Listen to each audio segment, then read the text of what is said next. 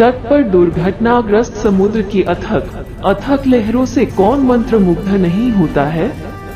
लेकिन क्या होगा अगर वो लहर अचानक एक राक्षस की तरह फूट पड़े, बिखर जाए, सब कुछ तैर जाए। 2004 में सुमात्रा के पास 30 मीटर ऊंची सुनामी ने 20 लाख से अधिक लोगों की जान ले ली और 14 देशों को नुकसान पहुंचाया। हाँ, उस दिन एक जेट विमान की गति से 10 मंजिला इमारत जितनी ऊंची एक लहर आई। लेकिन ये सुनामी क्या है? सृष्टि क्यों और कैसे है? क्यों है? वो कितना डरावना हो सकता है? और हमारे तटीय क्षेत्र खतरे में है? आइए आज सोचते हैं। जैक्सनविले स्टेट यूनिवर्सिटी के प्रोफेसर और आपातकालीन प्रबंधन विभाग के प्रमुख डॉक्टर तनवीर इस्लाम से इन सवालों के जवाब नहीं जानता। सुनामी और ज्वारीय तरंगे एक समान नहीं होती हैं। ज्वार हवा की धाराओं या चक्रवातों के कारण होता है और उनकी तरंग दैर्घ्य या दो लहरों के बीच की दूरी कम होती है। लेकिन सुनामी के मामले में ये तरंग दैर्घ्य बहुत अधिक होता है। सुनामी एक जापानी शब्द है, काव्यात्मक शब्द जिसके लिए पोर्ट उर्मिमला या लहर है। सुनामी मूल रूप से एक सतत लहर है जो समुद्र या पानी के एक बड़े शरीर में अचानक आपदा के परिणामस्वरूप उत्पन्न होती है। तो सुनामी कैसे पैदा होती है? हालांकि सुनामी पानी से उत्पन्न होती है। लगभग 90% मामलों में इन आपदाओं का मूल कारण समुद्र के नीचे भूकंप है। अन्य मामलों में ज्वालामुखी विस्फोट, भूस्खलन, विस्फोट, उल्कापिंड भी सुनामी का कारण बन सकते हैं। थिंक के पिछले वीडियो में हमने देखा कि टेक्टोनिक प्लेट्स के टकराने से कैसे भूकंप आते हैं। समुद्र तल पर भूकंपों के कारण तल की ऊंचाई में परिवर्तन हो सकता है, जिससे जल की ऊंचाई में भी तेजी से परिवर्तन होता है, अर्थात जल की लोच में परिवर्तन होता है। और यह परिवर्तित स्थैतिक ऊर्जा गतिज ऊर्जा का रूप ले लेती है। नतीजा सुनामी है, जो प्रति घंटे 500 मील या जेट विमान की गति तक पहुंच सकती है।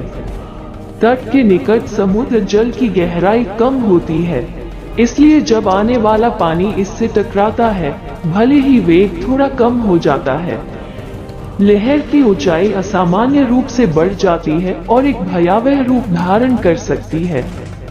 समुद्र के नीचे ज्वालामुखीय विस्फोट सुनामी का एक अन्य प्रमुख कारण है। 1883 में क्राकाटुआ द्वीप के विस्फोट से उत्पन्न सुनामी में 30,000 लोगों की जान चली गई थी।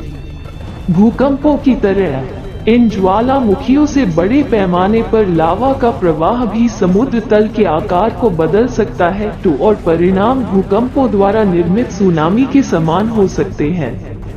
महासागरों के नीचे भूस्खलन, पानी के छोटे निकाय जैसे झीलें या खाड़ियां और यहाँ तक कि भूमि के ऊपर भूस्खलन भी स्थानीय स्तर पर सुनामी उत्पन्न कर सकते हैं।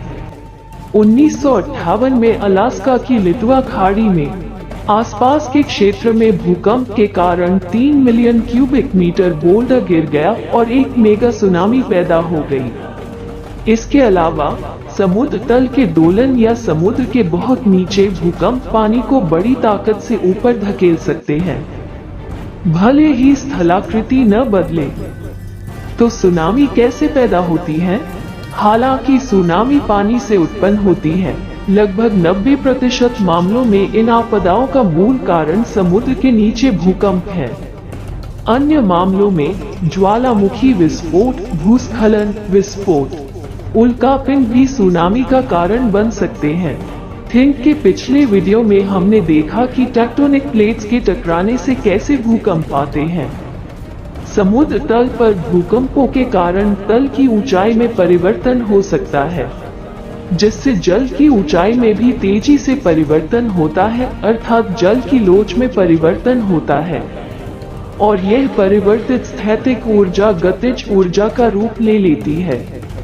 नतीजा सुनामी है, जो प्रति घंटे 500 मील या जेट विमान की गति तक पहुंच सकती है।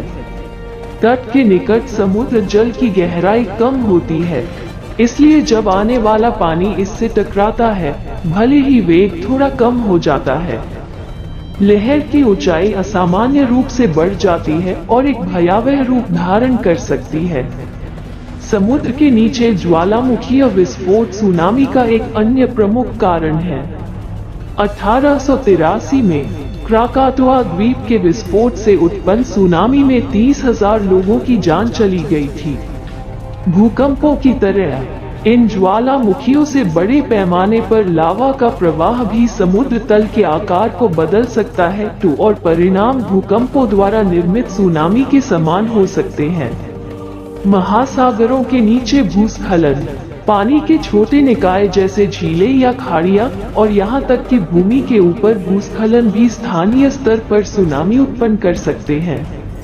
1958 में अलास्का की लिटवा खाड़ी में आसपास के क्षेत्र में भूकंप के कारण 3 मिलियन क्यूबिक मीटर बोल्डर गिर गया और एक मेगा सुनामी पैदा हो गई। इसके अलावा समुद्र तल के दोलन या समुद्र के बहुत नीचे भूकंप पानी को बड़ी ताकत से ऊपर धकेल सकते हैं, भले ही स्थलाकृति न बदले। सो फ्रेंड्स, अगर अचानक सुनामी आ जाए तो आप क्या करेंगे? कृपया नीचे कमेंट करके मुझे बताएं और चैनल को सब्सक्राइब करना ना भूलें।